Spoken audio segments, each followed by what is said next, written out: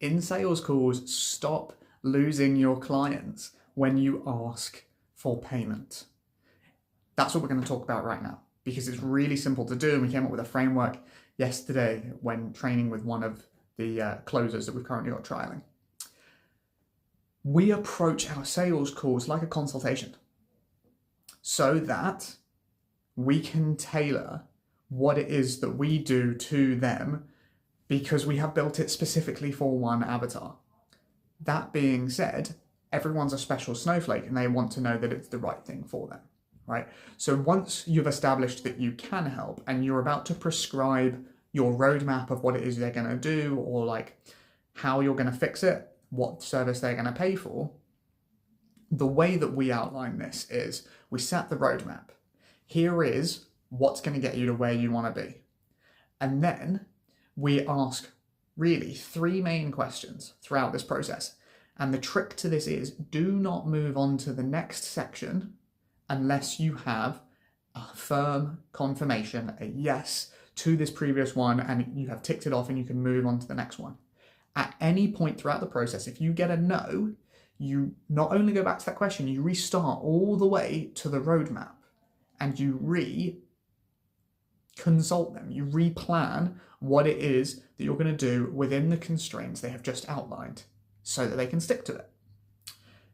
Here's an example. So, using our service, the best way for you to get to where you want to be is 2 sessions a week, right? That's going to give you enough time to finish everything and have enough time to prep for the goal, the big day. Now, are you willing to put in 2 hours a week to where you want to go? If no, let's start there. If no, you just reframe. All right, 1 session a week. What's that going to take? How is that going to change things? All right. If yes, we carry on. Okay, perfect.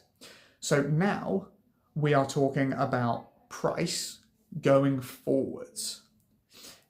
Not during their onboarding trial that they have with us. We offer a 6-week free trial, and lots of people at this point will say, oh, we'll just see how the trial goes and make a decision then. And we're like, totally, of course. I'm talking about after the trial. Is this price for what you're getting sustainable in the long term? Are you willing to pay that? If they say yes, fantastic, carry on. If they say no, then you need to check, do they actually believe they're going to get the outcome? Because if not, you have misexplained something or whatever earlier in the thing, or maybe it's not the right fit for them. If yes, then you need to check, is it the absolute amount of money? Can they physically not afford it? If that's the case, trying to overcome them is unlikely for them to say yes if this is an ongoing commitment. So what you need to do at that point is, okay, right, the roadmap we had isn't going to work because of your pricing. So I'm going to re-roadmap you. We're now going to talk about 1 session a week. Now, it's not going to give you the same amount of time to get where you want to be. It's not going to give you enough time to revise or to be ready for the preparation time, but you will have covered everything you need to by the day. So as long as everything goes to plan, you should be good. Are you willing to put in 1 hour a week? Yes, good, we've got the confirmation. Does that work for you going forwards after the trial? Yes, it does. Perfect. Then we can talk about the deposit that we take for our free 6 weeks to ensure their attendance.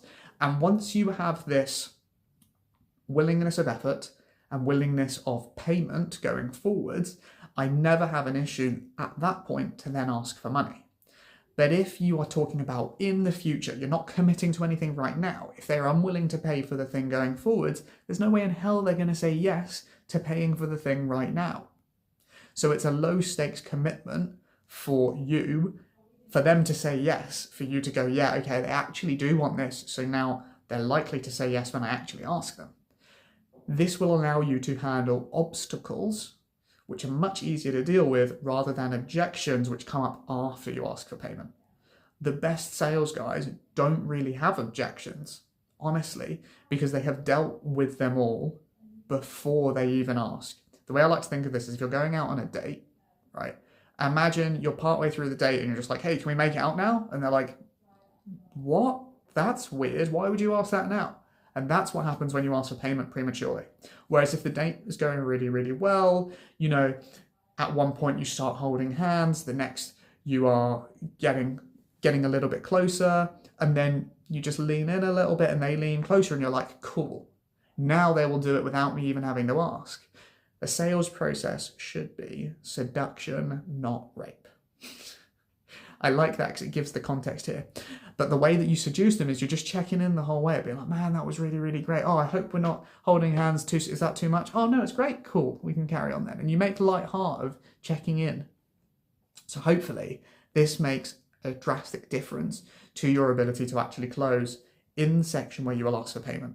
And it's just a checklist. Are you willing to put in the effort? Are you willing to do the financial sacrifice of this going forwards if it achieves the results that we want? Yes. Okay, well, now we can talk about the commitment today. And that's the help. All right. Hope that works. Peace.